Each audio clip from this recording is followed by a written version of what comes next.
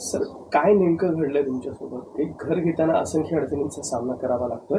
तर कशी फसवणूक झाली तुमची आणि साधारण किती पैशांची फसवणूक आहे? मराठीमध्ये एक म्हण आहे की घर बांधून पाहावं, विहीर खोदून पाहावी, लग्न करून पाहावं. त्यातलं घर बांधून पाहावं हे सर्वसामान्य माणसाला समजेल मला नेमकं काय म्हणायचं आहे.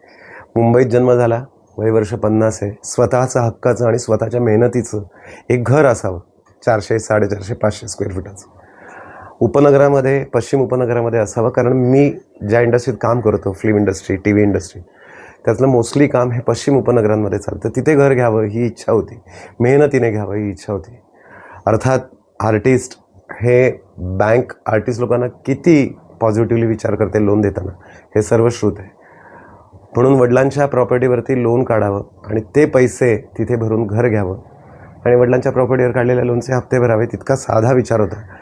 आणि तसंही आर्टिस्टला पुढे जाऊन वार्धक्यात काही पेन्शन, प्रॉव्हिडंट फंड, उदरनिर्वाहासाठी काही मोठी रक्कम असते हातात, असं नसतं.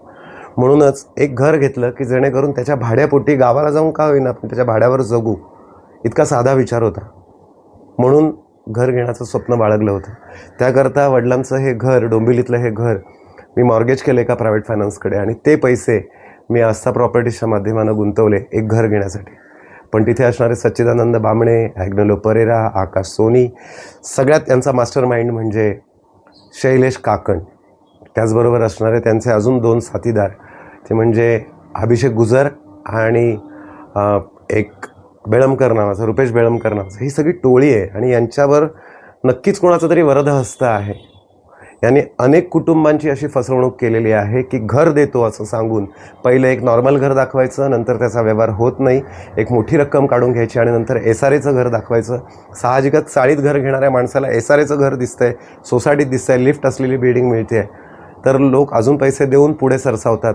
आणि मग ह्या लोकांनी सरकारी कागदपत्र, एसआरएचे लेटर हेड्स, अधिकाऱ्यांच्या सह्या, गव्हर्नमेंटचे स्टॅम्प स्वतः एसआरए ऑफिसमध्ये नेऊन केबिनमध्ये बसवून, मग समोर बसलेली व्यक्ती कोण होती त्यांचा आय डी कार्ड तर आम्ही नाही मागू शकत ना, की आता एसआरएच्या बिल्डिंगमध्ये तुम्ही आहात, त्या केबिनमध्ये त्या टेबलवर आहात, समोरची बसलेली व्यक्ती कोण आहे असं कसं विचारणार, तुमचा आय डी दाखवा असं तर नाही विचारणार. एवढं सगळं दिसतंय. आणि मला वाटतं अशी यांची अजून एक 4-2 कुटुंब पण यांच्यासोबत असावीत की जे आमच्यासारख्या लोकांना आहे जे भासवायचे की बघा आम्हाला घर मिळालं आहे, आमचे पेपर तयार झालेत, आमचे पेपर क्लिअर झालेत, आम्हाला अलॉटमेंट मिळतं आहे, असं आहे तसं आहे. आणि एसआरए हा मुद्दा नंतर आणायचे, पहिलं कुठेतरी नॉर्मल घर दाखवायचं. कारण का एसआरएचे प्रॉब्लेम्स काय आहेत हे बऱ्याच लोकांना माहिती आहे.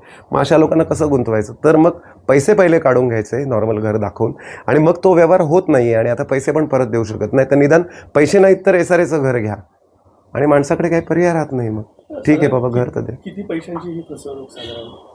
आत्तापर्यंत माझे जर का त्यांना दिलेले आहेत 24.5 लाख, ज्याची 22.5 लाखाची व्हाईट एंट्री आहे जी लोन घेऊन मी दिली आहे. त्या व्यतिरिक्त मी पैशांची, आता तुम्ही जर फसवणूक विचारत असाल तर मी 9 वर्ष हप्ता भरतोय ना त्यांना दिलेल्या पैशांचा. दर महिन्याला 42 ते 45,000 रुपये हप्ता, सुरुवातीला 45, आता 42. तुम्ही करा 8.5 वर्षांचा हिशोब, साधारण 44-45 लाख रुपये मी तर बँकेला देऊन बसलो आहे.